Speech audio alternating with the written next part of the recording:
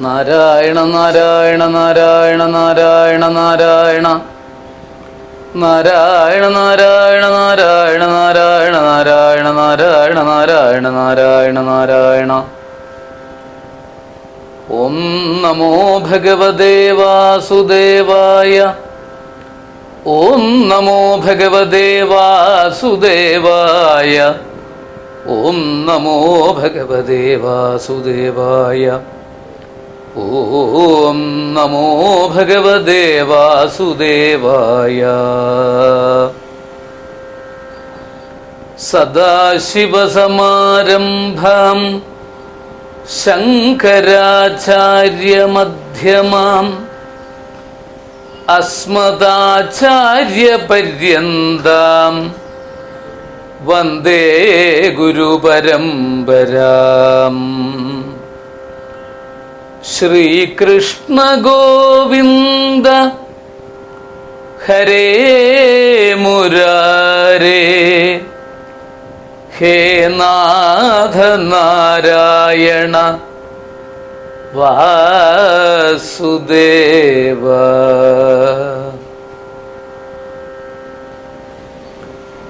പീതാംബരം കരവിരാജിത ചക്രശംഖ കൗമോദഗീ സരസിജം കരുണാസമുദ്രം രാധാസഹായം അതിസുന്ദരമന്ദഹാസം വാതാലയേശമനിശം ഹൃദി ഭാവയാമി. ശ്രീ ഗുരുവായൂരപ്പ ശരണം. ശ്രീ ഗുരുവായൂരപ്പ ശരണം. ശ്രീ ഗുരുവായൂരപ്പ ശരണം.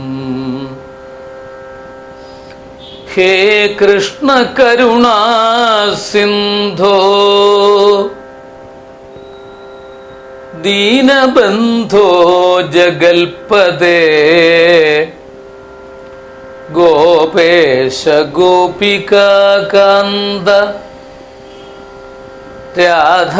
രാധാകാന്ത നമോസ്തുതേ. അഗ്രേ പശ്യാമി തേജോ നിബിഡതരകളായാവലീലോഭനീയം പീയൂഷാപ്ലാവിദോഹം തദനു തദുദരേ ദിവ്യകൈശോരവേഷം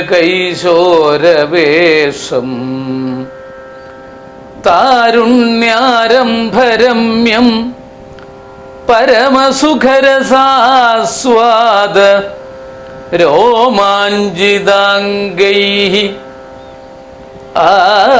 ആവീതം നാരദാദ്യൈഃ വിലസതുപനിഷത്സുന്ദരീ മണ്ഡലൈശ്ച.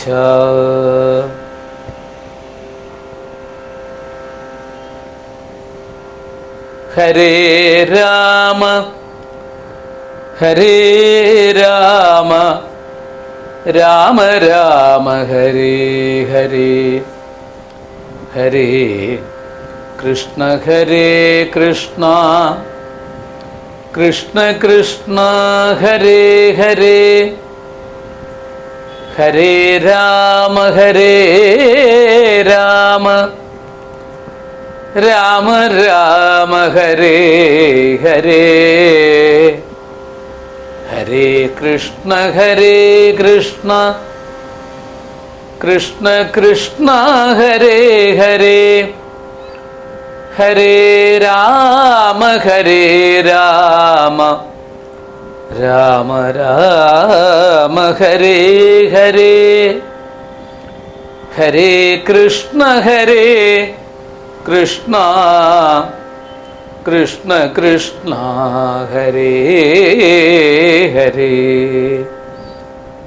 ധന്യാത്മാക്കളെ, സുഹൃതികളെ, എല്ലാവർക്കും സാദര നമസ്കാരം. ഭാഗവതാമൃതത്തിലേക്ക് ഏവർക്കും സ്വാഗതം. ഇന്ന് പൊന്നിൻ ചിങ്ങമാസ പിറവി സുദിനം കൂടിയാണ്. ചിങ്ങമാസം നമ്മുടെ കേരളത്തിൻ്റെ പ്രമാണമനുസരിച്ച് മലയാള വർഷം തുടങ്ങുന്ന, അതായത് പുതുവർഷം തുടങ്ങുന്ന ഒരു പുലരി കൂടിയാണ് ചിങ്ങമാസം. അല്പം ചിലയിടങ്ങളിൽ, അതായത് നമ്മുടെ വടക്കേ മലബാറിൽ അത്യാവശ്യമുള്ള ചില സ്ഥലങ്ങളിൽ മാത്രം ചില പ്രമാണപ്രകാരം പഞ്ചാംഗപ്രകാരമുള്ള കണക്കെടുത്ത് ഇന്ന് സംക്രമമായിട്ടും കണക്കാക്കുന്നുണ്ടെങ്കിലും പൊതുവെ ചിങ്ങമാസത്തിലേക്ക് കടന്നിരിക്കുകയാണ്. നമ്മൾ ഒരു മാസക്കാലം 32 ദിവസത്തോളം രാമായണമാണ് അനുസ്മരിച്ചത്. നമ്മൾ ഭാഗവതം ഇങ്ങനെ അനുസ്മരിച്ചു കൊണ്ടിരിക്കുന്നതിനിടയിലാണ് രാമായണം അനുസ്മരിച്ചത്. എല്ലാ വർഷവും അങ്ങനെയാണ് പതിവ്. രാമായണ മാസത്തിൽ രാമായണം അനുസ്മരിക്കും. പലരും എന്നോട് ചോദിച്ചിട്ടുണ്ട്, ഈ രാമായണവും ഭാഗവതം ക്ലാസ്സിനിടയിൽ എന്തിനാണ് രാമായണം എന്നും. അതുപോലെ നമ്മൾ ഭാഗവതം ക്ലാസ്സല്ലേ ഇവിടെ എടുക്കുന്നത്, അതായത് ശ്രീധരീയം എന്ന ഭാഗവത പഠന ഗ്രൂപ്പുകളിലൂടെ ലോകത്തിൻ്റെ നാനാഭാഗങ്ങളിലുള്ളവർ 6000-ലധികം പഠിതാക്കൾ ഇപ്പോഴും നേരിട്ട് പഠിച്ചുകൊണ്ടിരിക്കുകയാണ് ഭാഗവതം. അവർക്കൊക്കെ ഈ സംശയം ഉണ്ടായിരുന്നു മുൻ കാലഘട്ടങ്ങളിൽ. കാരണം ഭാഗവതമല്ലേ പഠിക്കുന്നത്, അതിനുള്ള ഗ്രൂപ്പല്ലേ എന്നൊക്കെ ചോദിച്ചിട്ടുണ്ട്. പക്ഷേ അറിവില്ലായ്മ കൊണ്ടാണ് അങ്ങനെ വന്നത്. വേദവ്യാസൻ എഴുതിയിട്ടുള്ള രാമായണം, ആ രാമായണം തന്നെയാണ് മഹാഭാരതത്തിലും കാണുന്നത്. അത് തന്നെ ശ്രീമദ് ഭാഗവതത്തിൽ ഇനി നമ്മൾക്ക് വരാനിരിക്കുന്നേ ഉള്ളൂ. നവമസ്കന്ധത്തിൽ രാമായണം വിസ്തരിച്ച് വർണ്ണിക്കുന്നു. അതുപോലെ നാരായണീയത്തിൽ 2 ദശകങ്ങൾ കൊണ്ട് രാമായണം വർണ്ണിക്കുന്നു. ചുരുക്കി പറഞ്ഞു കഴിഞ്ഞാൽ രാമസ്മരണയും രാമനാമവുമില്ലാത്ത ഒരു സുദിനം പോലും മനുഷ്യഹൃദയത്തിൽ ഉണ്ടാകരുത് എന്നാണ് പൂർവികർ ചിന്തിച്ചത്. അതുകൊണ്ടാണ് നമ്മളെപ്പോഴും ആദ്യം ഏത് ശ്രീകൃഷ്ണ ക്ഷേത്രത്തിൽ എത്തിക്കഴിഞ്ഞാലും, ഏത് ശിവക്ഷേത്രത്തിൽ എത്തിക്കഴിഞ്ഞാലും, ദേവീക്ഷേത്രത്തിലായാലും ആദ്യമായിട്ട് നമ്മൾ എന്താ ചെയ്യുന്നത്? രാമനാമം അല്ലേ? എങ്ങനെയാണ്? ഹരേ രാമ ഹരേ രാമ രാമ രാമ ഹരേ ഹരേ ഹരേ കൃഷ്ണ കൃഷ്ണ കൃഷ്ണ ഹരേ ഹരേ. കലിസന്ധരണോ ഉപനിഷത്ത്, സന്ധാരണം ചെയ്യാൻ വേണ്ടിയിട്ടുള്ള ഉപനിഷത്ത് എന്നറിയപ്പെടുന്ന ഈ മഹാമന്ത്രം ലോകം മുഴുവനും ജപിച്ചുകൊണ്ടിരിക്കുകയാണ് മഹാത്മാക്കൾ. അങ്ങനെയുള്ള രാമൻ നാമം, രാമചരിതം ഒക്കെ നമ്മൾ ചുരുങ്ങിയ ദിവസങ്ങൾ കൊണ്ട്, അതായത് 32 ദിവസങ്ങൾ കൊണ്ട് രാമായണം മുഴുവനും ഒന്ന് ചുരുക്കി അനുസ്മരിച്ചു കഴിഞ്ഞു. ഇതോടുകൂടി രാമായണം കഴിഞ്ഞു. ഇനി അടുത്ത വർഷം കർക്കിടകത്തിൽ തുടങ്ങാം എന്നല്ല ഉദ്ദേശിച്ചിരിക്കുന്നത്. രാമചരിതമൊക്കെ നമുക്ക് എന്നും പാടാനുള്ളതാണ്. രാമനാമം എന്നും ജപിക്കാനുള്ളതാണ്. രാമായണം എന്നും വായിക്കാം. കർക്കിടകത്തിലെ വായിച്ചുകൂടൂ എന്നുള്ളതല്ല, ആ കർക്കിടകത്തിലെങ്കിലും വായിക്കണം എന്ന് വിചാരിച്ചിട്ടാണ് ആ ഒരു മാസമെങ്കിലും വിഷമങ്ങളുടെ, വല്ലായ്മയുടെ, പ്രയാസങ്ങളുടെ ഇടയിലും നമ്മൾ ആ സ്മരിക്കേണ്ടത്, രാമ ദുഃഖമോചനത്തിൽ നിന്നും നമ്മൾ സ്മരിക്കേണ്ടത് ഈ രാമമന്ത്രമാണ് എന്നുള്ളത് കൊണ്ടാണ് കർക്കിടകത്തിൽ രാമായണവും രാമചരിതവും അനുസ്മരിക്കുക. അതുപോലുള്ള രാമനുമായിട്ട് ബന്ധപ്പെട്ട ലക്ഷ്മണ ഭരത ശത്രുഘ്നന്മാരൊക്കെ ആയിട്ട് ബന്ധപ്പെട്ട ക്ഷേത്രങ്ങളിൽ പ്രത്യേകിച്ച് പ്രാർത്ഥനകൾ, ക്ഷേത്ര ദർശനങ്ങളൊക്കെ നടത്തുന്നത്. അതോടൊപ്പം തന്നെ മറ്റുള്ള എല്ലാ ദേവീദേവന്മാരുടെയും ക്ഷേത്രങ്ങളിൽ, ഭൂതസ്ഥാനങ്ങളിൽ, കാവുകളിൽ എന്ന് വേണ്ട സകലയിടത്തും രാമായണം മുഴങ്ങിക്കഴിഞ്ഞ അതിൻ്റെ അലയൊലികളോട് കൂടിയിട്ട് നമ്മൾ ചിങ്ങമാസത്തിൽ കൃഷ്ണഗാഥയാണ് പതിവ്. കൃഷ്ണഗാഥ, കൃഷ്ണപ്പാട്ട്. പണ്ടുകാലത്ത് നമ്മുടെ വടക്കേ മലബാറിൽ കോലത്തുനാടുമായിട്ട് ബന്ധപ്പെട്ട കോലത്തിരിയുടെ ആജ്ഞയോട് കൂടിയിട്ട് ചെറുശ്ശേരി തിരുമേനി രചിച്ച ശ്രീകൃഷ്ണൻ്റെ ലീലകൾ, ശ്രീമദ് ഭാഗവതം ദശമസ്കന്ധം. നമ്മുടെ ഭാഗവതാമൃതം ക്ലാസ്സുകൾ 800-നടുത്തായെങ്കിലും നമ്മൾ ഇതുവരെ ദശമസ്കന്ധത്തിലേക്ക് എത്തിയിട്ടില്ല. ഇനി നവമസ്കന്ധം കഴിയണം. ഇവിടെ അനുസ്മരിക്കുന്നത് അങ്ങനെയുള്ള ദശമസ്കന്ധത്തിലെ ശ്രീകൃഷ്ണൻ്റെ ചരിതവുമായിട്ട് ബന്ധപ്പെട്ട 90 അധ്യായങ്ങളെയും പിന്നീട് ഏകാദശ സ്കന്ധത്തിൽ വിവരിക്കുന്ന ഭഗവാൻ സ്വധാമത്തിലേക്ക് എഴുന്നള്ളുന്ന സ്വർഗാരോഹണം, യാദവ കുലസംഹാരം തുടങ്ങിയിട്ടുള്ള ലീലകളുണ്ടല്ലോ. ഇതൊക്കെയായിട്ട് ബന്ധപ്പെട്ടിട്ടാണ് ആ ശ്രീകൃഷ്ണ ചരിതത്തിന് മാത്രം നീക്കി വെച്ചിട്ടുള്ളതാണ് കൃഷ്ണഗാഥ അഥവാ കൃഷ്ണപ്പാട്ട്. ചെറുശ്ശേരി തിരുമേനിയുടെ, ചെറുശ്ശേരി നമ്പൂതിരി എന്നാണ് പറയുക. ഇതാണ് നമ്മുടെ നാടുകളിൽ, നമ്മുടെ കുടുംബങ്ങളിൽ ചിങ്ങമാസത്തിൽ ഏവരും പണ്ട് വായിച്ചു കൊണ്ടിരുന്നത്. എന്നാൽ മധ്യകേരളം, തെക്കൻ ജില്ലകളിലൊക്കെ തന്നെ എഴുത്തച്ഛൻ്റെ മഹാഭാഗവതം കിളിപ്പാട്ട് ആണ് അന്ന് വായിക്കുക. ഈ ചിങ്ങമാസത്തിൽ ഒരു മാസക്കാലം ആ കിളിപ്പാട്ടാണ് കുടുംബങ്ങളിലൊക്കെ വായിക്കുക. ഐശ്വര്യ ദേവതയെ വിളിച്ചു വരുത്തിക്കൊണ്ട് ശ്രീകൃഷ്ണൻ്റെ ദിവ്യചരിത്രം, ശ്രീ എന്ന് പറഞ്ഞാൽ ലക്ഷ്മി ദേവിയോട് കൂടിയിട്ടുള്ള ഭഗവാന്റെ ചരിത്രവും വർണ്ണിക്കുകയാണ് പതിവ്. അപ്പോൾ നമ്മൾ ഇവിടെ കൃഷ്ണഗാഥയായാലും കൃഷ്ണപ്പാട്ടായാലും നാരായണീയമായാലും എല്ലാം ഭാഗവതത്തിൽ നിന്നുണ്ടായതാണ്. അപ്പോൾ ഭാഗവതം വായിക്കുകയാണെങ്കിൽ എല്ലാ ഫലവും കിട്ടുന്നു.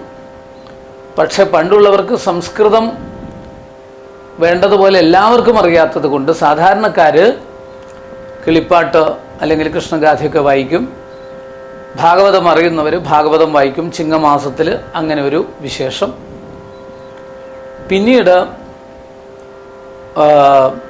നമുക്കും ആ ഒരു സന്ദേശം ഉൾക്കൊണ്ടുകൊണ്ട് നമ്മൾ കുറേ വർഷങ്ങളായിട്ട് ചിങ്ങത്തിൽ ഭാഗവതം തുടങ്ങും.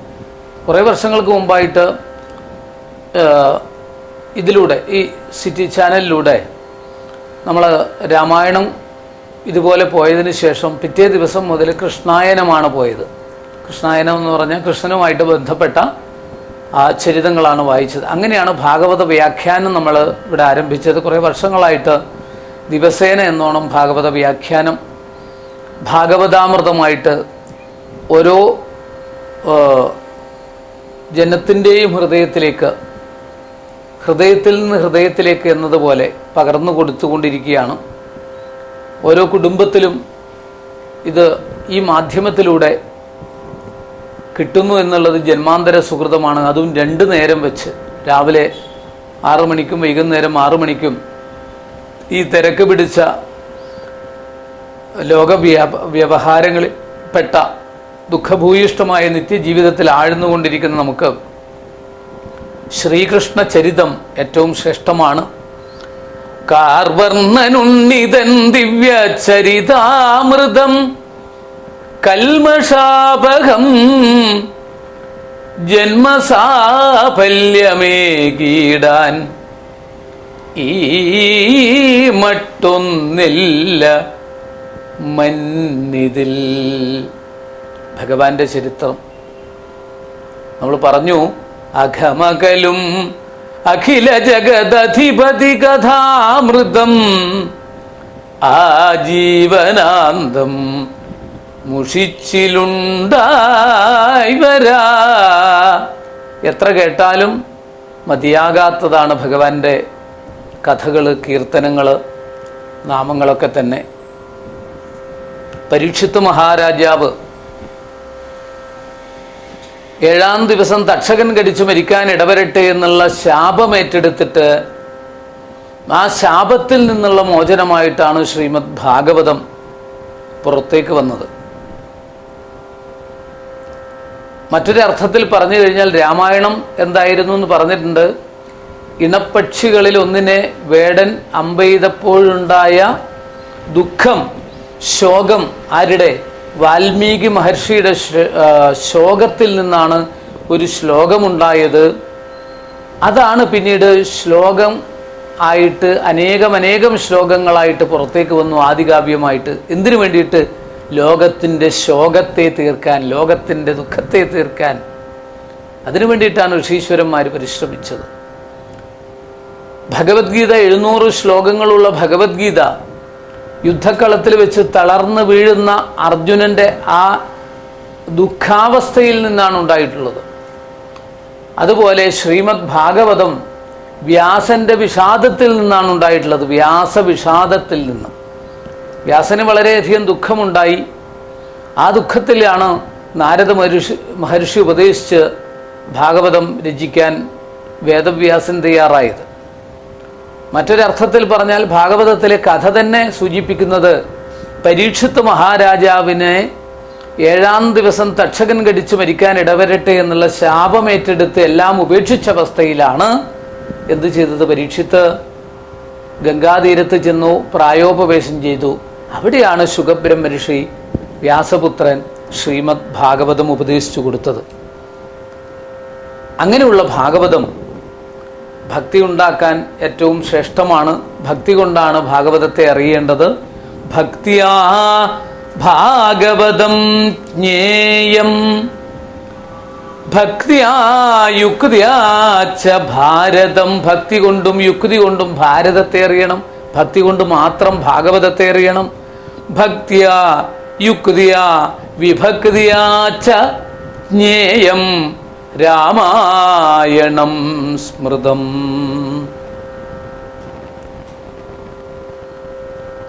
എന്തിനു വേണ്ടിയിട്ട്? ഭഗവാന്റെ ചരിത്രങ്ങൾ പാടാൻ ഭക്തി ഉണ്ടായാൽ സാധിക്കും. അതുകൊണ്ട് ഉത്തമമായ ഭക്തിയോടുകൂടി ഹൃദയത്തിൽ ഏറ്റെടുക്കാനുള്ള കാവ്യമായിട്ട് ഭാഗവതത്തെ നമുക്ക് തന്നു. ഭാഗവതം ശ്രീകൃഷ്ണന്റെ ചരിത്രം മാത്രമല്ല.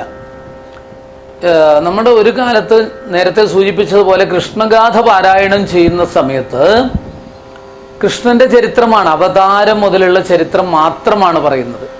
എന്നാൽ ശ്രീമദ് ഭാഗവതത്തിൽ കൃഷ്ണചരിത്രം അല്ല കേട്ടോ. കൃഷ്ണചരിത്രം ഉണ്ട്, ഇല്ല എന്നല്ല.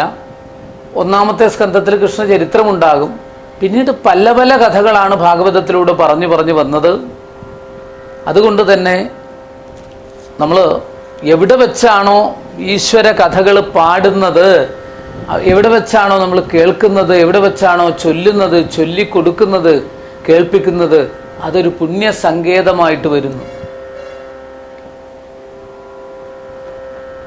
അതുകൊണ്ട് പുണ്യമായ ഒരു സ്ഥലത്ത്, ക്ഷേത്രത്തിലോ പ്രാർത്ഥനാ മന്ദിരത്തിലോ കാവിലോ മഹർഷിയുടെയോ മറ്റോ ആശ്രമത്തിലോ സത്തുക്കളുടെ യോഗത്തിൽ സമാഗമത്തിലോ ഒക്കെ നമ്മൾ ഇരിക്കുന്ന സമയത്ത് ഭഗവാന്റെ മഹത്വമാണ് നമുക്ക് കേൾക്കാൻ കഴിയുന്നത്. ശ്രീകൃഷ്ണ ഭഗവാന്റെ ചരിത്രം അതാണ് നമുക്ക് കാണിച്ചു തന്നിരിക്കുന്നത്. ഏതായാലും ഇപ്പോഴും നമ്മൾ ഇതെന്തിനാ ഇങ്ങനെ പറയുന്നത് വെച്ചാൽ, അറിവ് കൊണ്ട് പറയുക എന്നുള്ളതല്ല, അല്ലെങ്കിൽ ഒരു പ്രത്യേക പരിപാടി നടത്തുക എന്നുള്ള നിലയ്ക്കല്ല രാമായണവും ഭാഗവതവും ഒക്കെ പറയുന്നത്. പിന്നെന്തിനാണ് ഈ എന്തെങ്കിലും ഇതിനെ ഉപാസിക്കുന്നവരിലൂടെ മറ്റൊരാളുടെ ഹൃദയത്തിലൂടെ, ഹാർട്ട് ടു ഹാർട്ട് എന്നല്ലേ പറയുന്നത്, മറ്റൊരാളുടെ ഹൃദയത്തിലൂടെ ശ്രവിക്കുക എന്ന് പറയുന്നത്, കേൾക്കുക എന്ന് പറയുന്നത് തന്നെത്താൻ വായിച്ചിട്ട് മനസ്സിലാക്കുന്നതിനേക്കാൾ കൂടുതൽ ഉത്തമമാണ്. അഥവാ കേട്ടുകൊണ്ടിരിക്കുമ്പോൾ തന്നെ മൂലഗ്രന്ഥം നോക്കുകയുമാവാം. ഇപ്പോഴെത്രയോ പേര് ഭാഗവതം പഠിക്കുന്നവരുണ്ട്. പക്ഷെ അവർക്കൊക്കെയുള്ള സൗകര്യം എന്താണെന്നറിയോ? നമ്മളിതാ ആ കേൾക്കുന്ന സമയത്ത് ഭാഗവത പാരായണമോ ശ്ലോകമോ കേൾക്കുന്ന സമയത്ത് അത് ഫോളോ ചെയ്യാൻ, അത് ഒപ്പം വായിക്കാൻ കൂടി സാധിക്കുകയാണെങ്കിൽ വലിയൊരു ശക്തിയാണ്. ഒറ്റയ്ക്കിരുന്ന് കേൾക്കുന്നതിനേക്കാൾ ഉത്തമമാണ് കുറേ പേര് ഒരുമിച്ചിരുന്ന് കേൾക്കുന്നത്. അപ്പോൾ ഞാനിത് ഒറ്റയ്ക്കിരുന്ന് എവിടെയെങ്കിലും പാടുകയും വീട്ടിൽ വെച്ച് കുടുംബത്തിൽ വെച്ച് ഒറ്റയ്ക്ക് പാടുകയോ കേൾക്കുകയോ ചൊല്ലുകയോ ഒക്കെ ചെയ്യുന്നതിനേക്കാളൊക്കെ ഗുണം കിട്ടും എത്രയോ പേര് ഓരോ ഇടത്തിരുന്നിട്ട് ഇത് കേൾക്കുമ്പോഴും. അങ്ങനെയാണ് നമ്മൾ ഭാഗവതം തുടങ്ങിയത്. ഇങ്ങനെ നമ്മൾ ഒരു സ്ഥലത്തുനിന്ന് ഒരാൾ ഒറ്റയ്ക്ക് ചെയ്തു കഴിഞ്ഞാൽ അതിന് ഫലമുണ്ടോ എന്നാണെങ്കിൽ ഇപ്പോഴും 32 ഭാഗങ്ങളായിട്ട് രാമായണം ഇവിടെ വന്ന് അനുസ്മരിക്കാൻ വലിയ ത്യാഗം ചെയ്ത് സമർപ്പണം ചെയ്തിട്ടൊരു മഹായജ്ഞമായിട്ടാണ് മാറ്റിയിരിക്കുന്നത്. ഒരു ക്ഷേത്രങ്ങളിൽ ഏതെങ്കിലും ഒരു ക്ഷേത്രത്തിലൊക്കെ നടത്തുന്ന ഒരു മഹായജ്ഞത്തെക്കാളും വലിയൊരു യജ്ഞമായിരുന്നു 32 ദിവസങ്ങളിലായിട്ട് ഇവിടെ നടന്നത് എന്ന് ലോകം മുഴുവൻ അത് ഏറ്റെടുത്ത ആ അനുഭൂതിയിലൂടെ മനസ്സിലാക്കാൻ സാധിച്ചു. ഏകാന്തത്തിലിരുന്ന് ഒറ്റയ്ക്കിരുന്ന് ഇങ്ങനെ ഒരു മാധ്യമത്തിലൂടെ ഇത് പറയുകയാണെങ്കിലും അതൊരു വലിയ രാമായണ യജ്ഞമായിട്ട് ഓരോ കുടുംബങ്ങളിലും പര്യവസാനിച്ചു കഴിഞ്ഞു ഇന്നലെ. കാരണം സംക്രമത്തോടു കൂടിയിട്ട് ഒരു മംഗളം, ഒരു വലിയൊരു ഒരു നിർവൃതിയുടെ, ആത്മാനുഭൂതിയുടെ, ആനന്ദത്തിൻ്റെ പീയൂഷാപ്ലാവിദോഹം എന്നാണ് പറയുക. അങ്ങനെയുള്ളൊരു അവസ്ഥയിലേക്ക് അതിലൂടെ എത്താൻ സാധിച്ചിട്ടുണ്ടെങ്കിൽ അതാണ് ഈ പുരാണങ്ങളുടെ, ഋഷീശ്വരന്മാരുടെ മന്ത്രങ്ങളുടെ ഒക്കെ തന്നെ മഹത്വം എന്നുള്ളത്.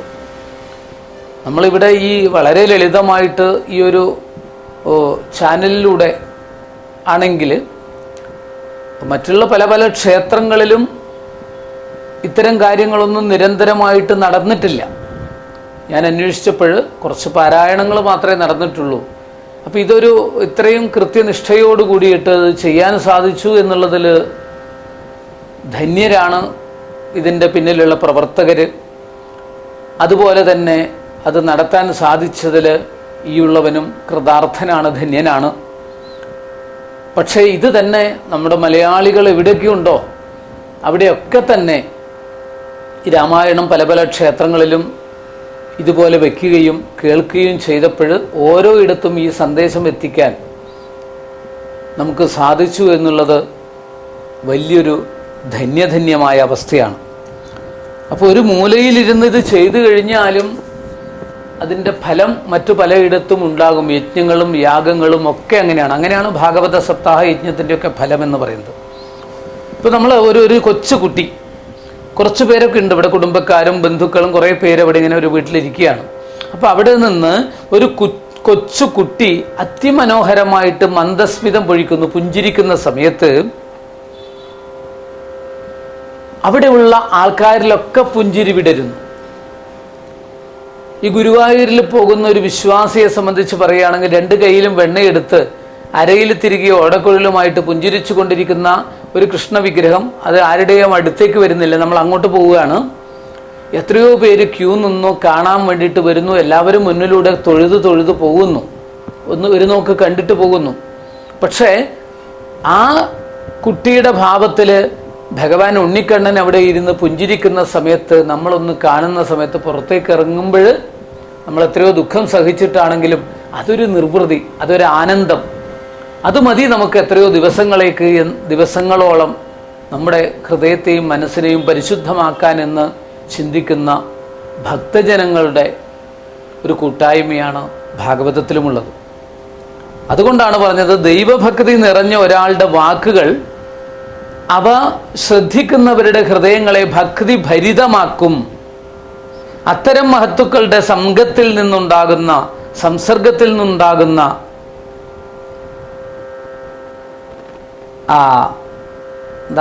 ആനന്ദം അതിരറ്റതാണ് എന്ന് നമ്മൾക്ക് തിരിച്ചറിയാൻ സാധിക്കണം. മലിനമായ ഒരു ഹൃദയം പുണ്യകഥാശ്രവണത്താൽ നിർമ്മലമായിട്ട് തീരുന്നു, അതിൽ ദിവ്യപ്രകാശമുണ്ടാകുന്നു. അങ്ങനെ നിർമ്മലമായ ഒരു ഹൃദയമാണ് ഒരു യഥാർത്ഥ യജ്ഞവേദി എന്ന് പറയുന്നത്. മണ്ഡപങ്ങളോ പന്തലുകളോ സ്റ്റേജുകളോ അല്ല, നിർമ്മലമായ ഒരു ഹൃദയമാണ് ഒരു യഥാർത്ഥ യജ്ഞവേദി, അല്ലെങ്കിൽ സഞ്ചരിക്കുന്ന ഒരു കാവ് എന്ന് പറയുന്നത് നമ്മുടെ ഹൃദയമായിട്ട് മാറണം. അതാണ് ശ്രീമദ് ഭാഗവതത്തിലൂടെ പറഞ്ഞു തരുന്നത്. അങ്ങനെയുള്ള ഭാഗവതമാണ് നമ്മളിവിടെ ചിങ്ങമാസം മുതൽ തുടർച്ചയായിട്ട് വർണ്ണിച്ചുകൊണ്ടിരിക്കുന്ന ഇനി അങ്ങോട്ടുള്ള സുദിനത്തിൽ. എല്ലാവർക്കും ഈ ചിങ്ങപ്പുലരിയുടെ വിശേഷം മനസ്സിലായിട്ടുണ്ടാകും. നമുക്ക് ഒരു സൗഭാഗ്യമാണ്, എല്ലായിടത്തുനിന്നും കിട്ടുന്നില്ലെങ്കിലും നമുക്ക് ഇങ്ങനെ ഇനി അങ്ങോട്ടുള്ള നാളുകളിൽ ശ്രീമദ് ഭാഗവതം തുടക്കം തൊട്ടല്ല, നമ്മൾ കുറേ 750-ലധികം ഭാഗങ്ങളായിട്ട് ശ്രീമദ് ഭാഗവതം പറഞ്ഞുകൊണ്ടിരിക്കുന്നു. അത് തന്നെ ഒരു വലിയ യജ്ഞമായിട്ടാണ് ഞാൻ കണക്കാക്കുന്നത്. ഇത്രയും സാധിച്ചത് തന്നെ പണ്ട് പൂന്താനം അതുപോലെ വാഴകുന്നം മഹാത്മാക്കളൊക്കെ ഗുരുവായൂരപ്പൻ്റെ മുന്നിൽ വന്ന് പ്രാർത്ഥിച്ചതുപോലെ ഇത്രയും കാരുണ്യം എന്നിൽ നടിച്ചതും ചിത്രം നടിച്ചതും ചിത്രം ചിത്രം കാരുണ്യവാരിധേ കാരുണ്യവാരിധേ കാരുണ്യവാരിധേ കാരുണ്യാബ്ധേ കൃഷ്ണ ഹരേ ജയ കൃഷ്ണ ഹരേ ജയ കൃഷ്ണ ഹരേ ജയ കൃഷ്ണ ഹരേ. കാരുണ്യത്തിൻ്റെ മൂർത്തിമത് ഭാവമായ ആ ഭഗവാന്റെ കാരുണ്യം കൊണ്ട് നമുക്ക് ശ്രീകൃഷ്ണ കഥാമൃതം ഇനി അങ്ങോട്ടുള്ള നാളുകളിൽ, അതായത് ഭാഗവത കഥാമൃതം അനുസ്മരിക്കാൻ സാധിക്കും. അതിൻ്റെ തുടക്കം കൂടിയാണ് ഈ ചിങ്ങമാസം. പലതുകൊണ്ടും വിശേഷപ്പെട്ടതാണ്. നമുക്കറിയാം, ഏതാനും സുദിനങ്ങൾ കഴിഞ്ഞാൽ, കാരണം ഒരുപാട് വിശേഷങ്ങൾ കർക്കിടക മാസത്തിലുണ്ടായതുപോലെ ചിങ്ങമാസത്തിലും ഒരുപാട് വിശേഷങ്ങളുണ്ട്. അത്തം ചതുർത്ഥി വളരെ വിശേഷപ്പെട്ട ആചാരാനുഷ്ഠാനമായിട്ട് നമ്മുടെ നാടുകളിൽ ഭംഗിയായിട്ട് നടന്നുകൊണ്ടിരിക്കുകയാണ്. ഓരോ നാട്ടിൽ നടക്കുകയാണ്. പിന്നീട് അത് കഴിഞ്ഞാൽ നമുക്കുള്ള വിശേഷം വാമന ജയന്തി. വാമനമൂർത്തിയായിട്ട് ശംഖചക്ര ഗദാപത്മങ്ങളോടുകൂടി ഭഗവാൻ അവതരിച്ച ചരിത്രം, വാമന അവതാര ചരിത്രം, ഭഗവാന്റെ പരമഭക്തനായ മഹാബലിയുടെ ചരിത്രം. നമ്മളിപ്പോഴും ഭാഗവത ക്ലാസ്സിലൂടെ പഠനത്തിലൂടെ എത്തിയിരിക്കുന്ന ഭാഗവും അതാണ്. അത് കഴിഞ്ഞാൽ ശ്രീകൃഷ്ണ ഭഗവാന്റെ ജയന്തി, ശ്രീകൃഷ്ണ ജയന്തി, അഷ്ടമി, രോഹിണി, ജന്മാഷ്ടമി എന്നൊക്കെയുള്ള വിശേഷത്തോടു കൂടിയിട്ട് ഇങ്ങനെ പലതുകൊണ്ടും വിശേഷപ്പെട്ട ഒരു പുണ്യമാസമാണ് ഈ ഒരു ചിങ്ങമാസം. അങ്ങനെയുള്ള ചിങ്ങമാസത്തിൽ ഭഗവത് കഥകൾ കേൾക്കുക, ഭഗവാന്റെ ദിവ്യ ചരിത്രങ്ങൾ കേൾക്കുക, പാടുക എന്നുള്ളത് മഹാഭാഗ്യമാണ്. ശ്രീമദ് ഭാഗവതം നമുക്കിത്തരത്തിൽ കിട്ടിയിരിക്കുന്ന ഒരു വരദാനമാണ്. നമുക്കൊരു ജന്മാന്തര സുകൃതമായിട്ട് കിട്ടിയിരിക്കുന്ന വരദാനമാണ് ഇനി അങ്ങോട്ടുള്ള ഈ ശ്രീമദ് ഭാഗവതം ഇത്രയും നാളും കിട്ടിക്കൊണ്ടിരുന്നത്. ശ്രീമദ് ഭാഗവതം വായിക്കാൻ, പഠിക്കാൻ സാധിക്കുന്നവർക്ക് അങ്ങനെ ചെയ്യാവുന്നതാണ്. എന്നാൽ ശ്രീമദ് ഭാഗവതം സംസ്കൃത ശ്ലോകം മലയാള ലിപിയിലുണ്ട്. അത് പഠിക്കാനുള്ള ഒരുപാട് അവസരങ്ങളുണ്ട്. പഠിക്കണമെന്ന് ആഗ്രഹമുള്ളവർക്ക് ഒന്ന് ശ്രദ്ധിച്ചാൽ മതി. അവർക്ക് ഗ്രൂപ്പിലൂടെയും മറ്റും ഭാഗവതം പഠിക്കാം. അത് സാധിക്കാത്തവർക്ക് ചെറിയ കാശ് കൊടുത്തു കഴിഞ്ഞാൽ കൃഷ്ണഗാഥ, കൃഷ്ണപ്പാട്ട് എന്നുള്ള ഗ്രന്ഥം കിട്ടും, വായിക്കാം. ശ്രീകൃഷ്ണ കീർത്തനങ്ങളോട് കൂടിയിട്ട് ചിങ്ങപ്പുലരിയിൽ കൃഷ്ണനാമത്തോടു കൂടിയിട്ട് പൂക്കളൊക്കെ ഇട്ട്, പ്രത്യേകിച്ചും തീർത്ഥജലമൊക്കെ വെച്ചുകൊണ്ട് നമ്മൾ ഐശ്വര്യ ദേവതയോട് കൂടിയിട്ട് ഭഗവാനെ പൂജിക്കുന്ന ഈ പൊന്നിൻ ചിങ്ങമാസത്തിലെ സുദിനങ്ങളിലും നമുക്ക് ഭാഗവതം കേൾക്കാനുള്ള ഭാഗ്യമുണ്ടാവട്ടെ എന്ന് പ്രാർത്ഥിക്കാം. കൃഷ്ണ ഹരേ ജയ, കൃഷ്ണ ഹരേ ജയ, കൃഷ്ണ ഹരേ ജയ, കൃഷ്ണ ഹരേ, കൃഷ്ണ ഹരേ ജയ, കൃഷ്ണ ഹരേ ജയ, കൃഷ്ണ ഹരേ ജയ, കൃഷ്ണ ഹരേ. കരിമൂകിൽ വർണ്ണന്റെ തിരുവൂടലെന്നോടെ അരികിൽ വന്നെപ്പോഴും കാണാകേണം. കാലിൽ ചിലമ്പും കിലുക്കി നടക്കുന്ന ബാലഗോപാലനെ കാണാകേണം. കൃഷ്ണ ഹരേ ജയ, കൃഷ്ണ ഹരേ ജയ, കൃഷ്ണ ഹരേ ജയ, കൃഷ്ണ ഹരേ. കിങ്ങിണിയും വള മോതിരവും ചാർത്തി ഭംഗിയോടൻ മുൻപിൽ കാണാകേണം.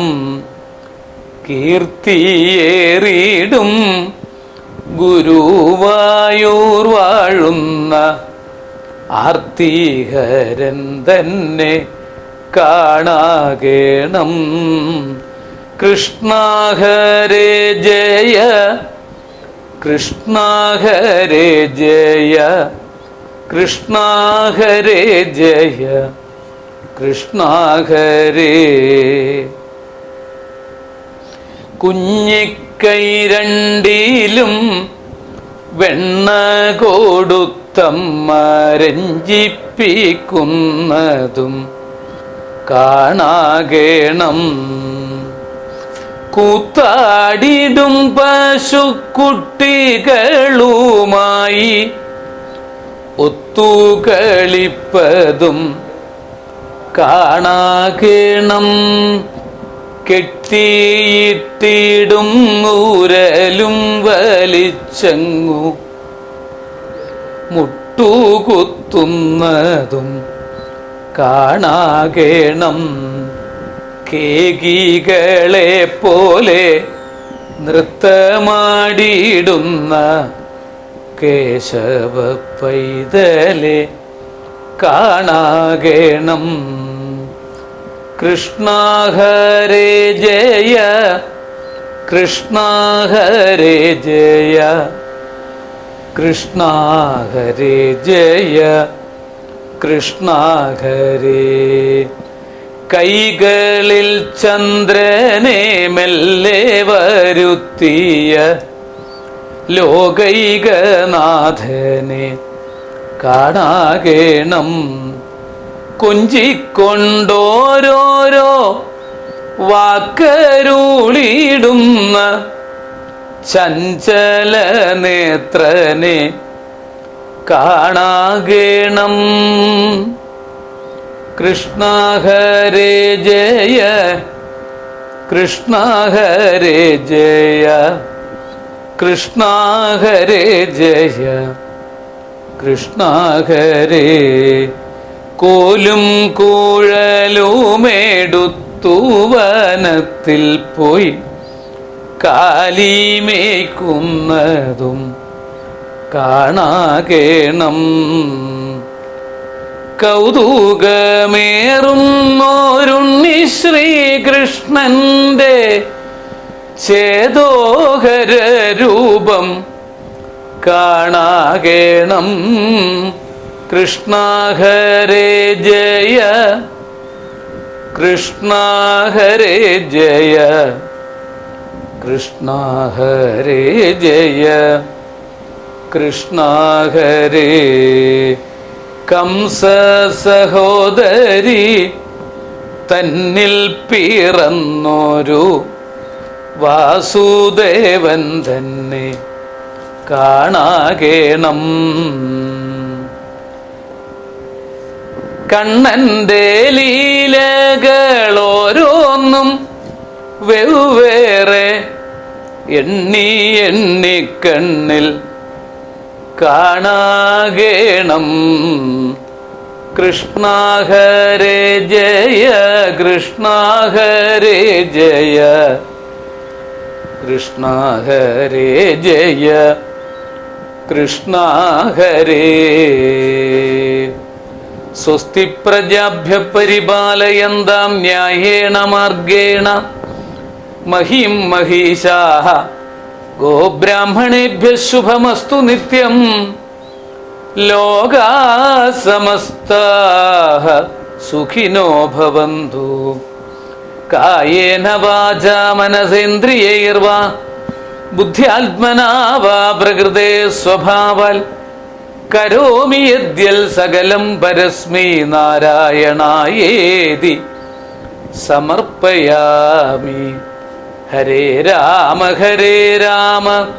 രാമ രാമ ഹരേ ഹരേ ഹരേ കൃഷ്ണ കൃഷ്ണ കൃഷ്ണ ഹരേ ഹരേ. ഹരേ രാമ രാമ രാമ ഹരേ ഹരേ ഹരേ കൃഷ്ണ കൃഷ്ണ കൃഷ്ണ ഹരേ ഹരേ. ഹരേ രാമ രാമ രാമ ഹരേ ഹരേ ഹരേ കൃഷ്ണ കൃഷ്ണ കൃഷ്ണ ഹരേ ഹരേ. നമസ്കാരം.